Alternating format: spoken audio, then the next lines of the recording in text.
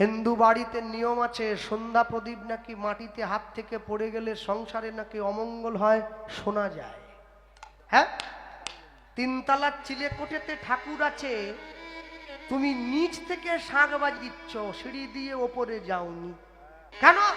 বলে ঠাকুর শুনতে পেলেই হলো। তাহলে ভাত বেড়ে রান্না করে তোমার সামনে এনে ঘুরি নিয়ে চলে গেলেই হলো।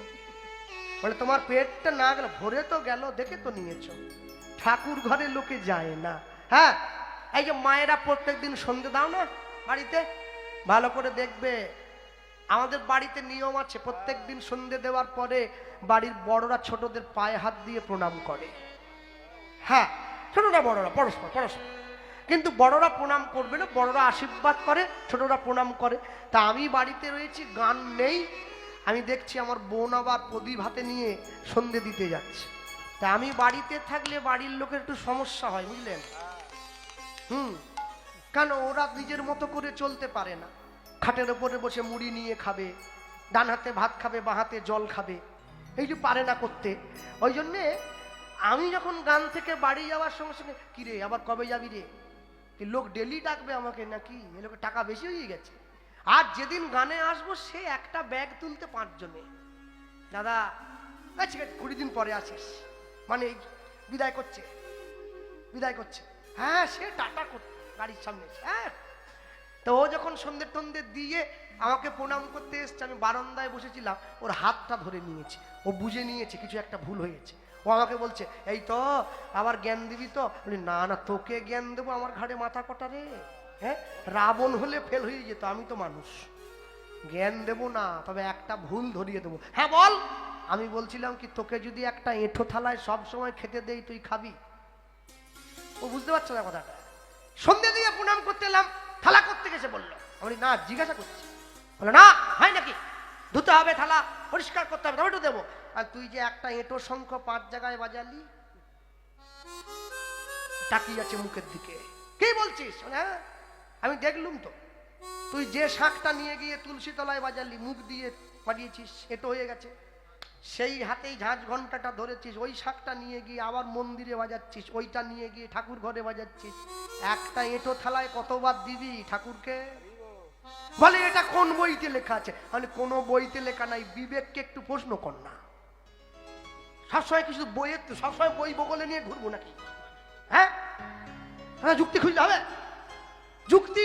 যুক্তি খুঁজলে হবে না। আপনার মা আমার মা, এটাই তো। আপনার ভাই আমার ভাই, আপনার বোন আমার বোন, আপনার বাবা আমারও বাবা, আপনার বউ।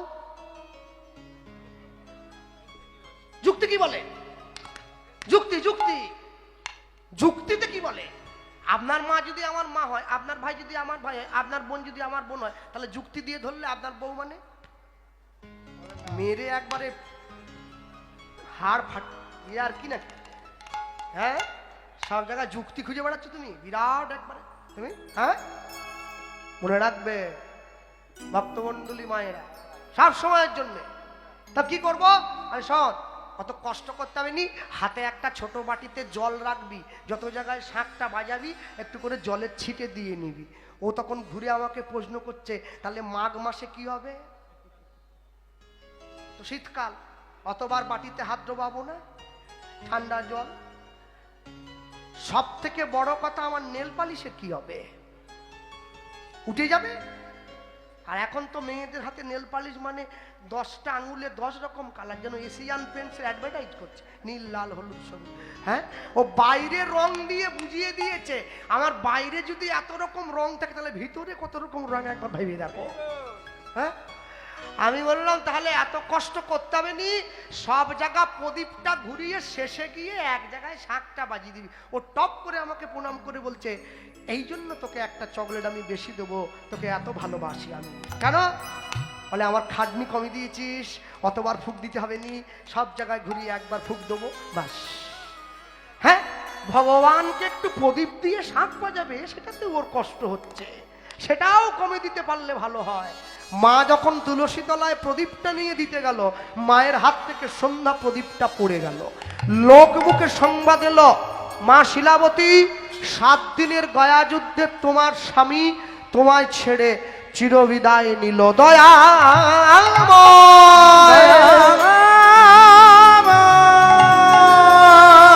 দয়াময় দয়াময়।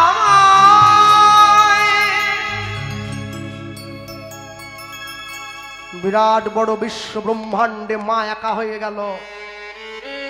ভগবানের কাছে গিয়ে ভগবানের চরণটা জড়িয়ে ধরেছে। আমি কোনোদিন তোমায় কষ্ট দেই নাই, আমি কোনোদিন তোমায় ব্যথা দেই নাই, কোনোদিন তোমায় দুঃখ দেই নাই, তবে কেন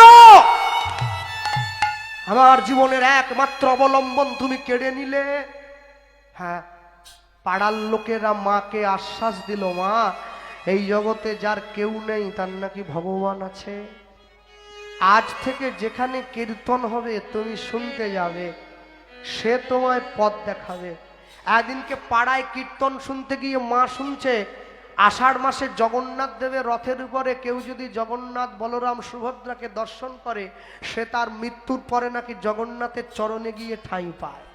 আস্তে হাত তুলুন তো, কারা কারা পুরী গিয়েছেন দেখি একটু। মায়েরা যাও না পুরী? বাহ, তোমরাও গেছো? বাহ, খুব ভালো। নামাও নামাও। আরেকবার হাত তোলো, কারা কারা পুরীতে গিয়ে ভেটকি মাছের চপ খেয়েছো?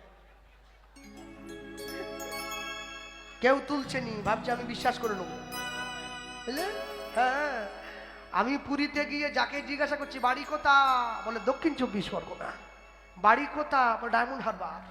পিছনে কি লুকোচ্ছে, দেখে লুকিয়ে পেরেছে তো। আমাকে বলছে আপনি কি করতে এলেন? তুমি আসতে পারো, আমি আসতে পারিনি। বলে না, গান নেই এখন। বলে সারা বছর কি গান থাকবে নাকি? হ্যাঁ, ওটা কি লুকোচ্ছ? বলে না, ওটা আপনাকে দেখানো যাবে না। আরে কেন রে বাবু, দেখাও না, তোমার ভয় নেই, আমি খামচে খাবো নি, দেখি একটু। বলে নাতি নাতনিরা এসেছিল, কি ভালো ভালো ক্যাকড়াগুলো ভেজেছে, একবারে মুখে দিলে মিলিয়ে যাচ্ছে। হ্যাঁ, আমি অবাক হয়ে যাই। লোকে দুপুরবেলা জগন্নাথের প্রসাদ পায়, রাত্রিবেলা ক্যাকড়া ভাজা কিনে খায়। বাঙালি ভুলে গেছে তীর্থস্থানে গিয়ে আমিষ খেলে তীর্থস্থানের মহিমা লঙ্ঘিত হয়ে যায়। পুরী নবদ্বীপ বৃন্দাবনে গিয়ে আমিষ খাবেন না। আমিষ খেতে হলে দীঘা যান, মন্দারমণি যান, বকখালি যান। ভগবত ধামে গিয়ে আমিষ খেলে কি ঈশ্বরের অনুকম্পা পাওয়া যায়? পাড়ার লোকদের সঙ্গে করে মা জগন্নাথ দর্শনে যাচ্ছে। হ্যাঁ, পাড়ার লোকদের সঙ্গে নিয়েছে, একসঙ্গে করে পথ চলিতে আর বলিতে, পথ চলিতে আর বলিতে। আস্তে বাবা। হ্যাঁ, আমি তো প্রথমে তো একটু ভয়ই পেয়েছিলাম জানেন। পুরাতন রামগড় হরিবাসরের হ্যান্ডবিল যখন দেখলাম, আমি একটা জিনিস ভয় পেয়েছি কি, আমি দেখছি রাধাপদ ঘোষ যেটুর পরে আমার গান খেয়েছে রে, একটা লোকও থাকবে নি, সব পালিয়ে যাবে। কেন ওই লোকের পরে লোক বসানো, শেষটা দিয়ে দেবে চাটনি, পাঁপড়, মিষ্টি, তারপরে আমি কি দেবো? আর দেওয়ার নেই। যাক, কপাল আমার ভালো, এখনো বসে আছে। হ্যাঁ, একটু হাত তোলা যায়? হ্যাঁ, একটু তালি দাও।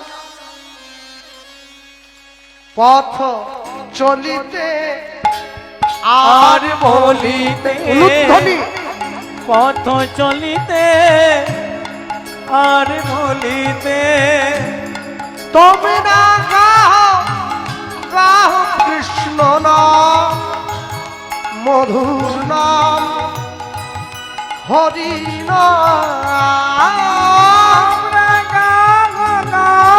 কৃষ্ণ নাম, মধুর নাম, হরি নাম। মায়েরা নামিয়ে নিচ্ছ কেন গো? লক্ষ্মীর ভান্ডার ডবল হয়ে গেছে না?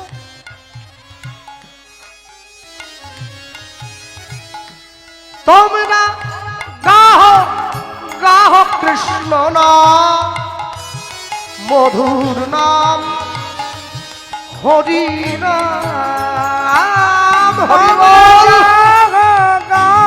কৃষ্ণ নাম, মধুর নাম, হরি নাম। পথ চলিতে আর বলিতে, পথ চলিতে আর বলিতে, পথ চলিতে আর বলিতে সম্মুখে আধার রাত্রি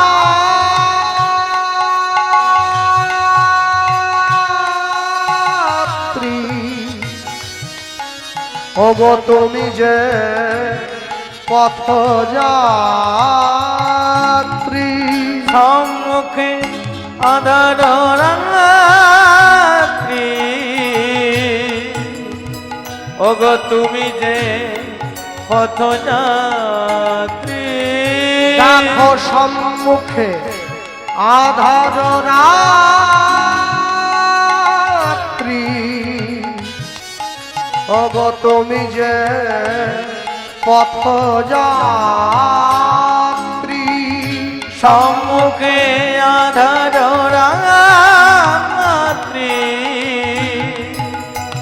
ওগো তুমি যে পথযাত্রী কথা বলিতে তার নাম কভু বিপদে তার নাম কভু সম্পদে তার নাম পথ চলিতে আর বলিতে পথ চলিতে আর বলিতে তোমরা গাহ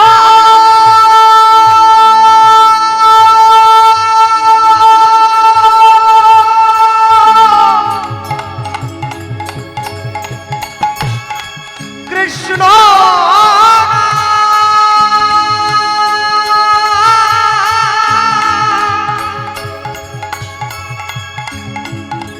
মধুর নাম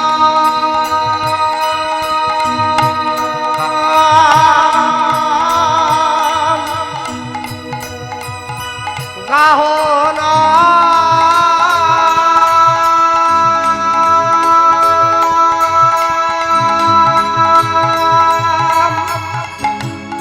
গাহরি হরি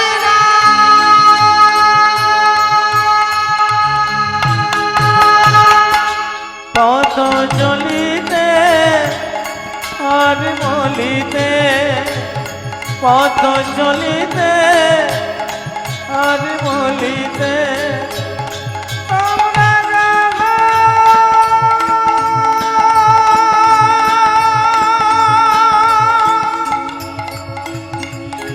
হরি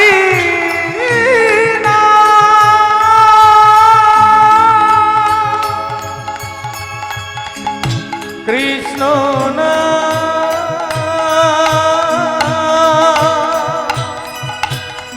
মধুর না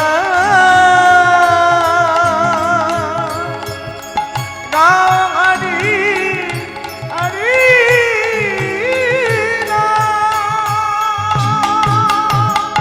কৃষ্ণ নাম মধুর নাম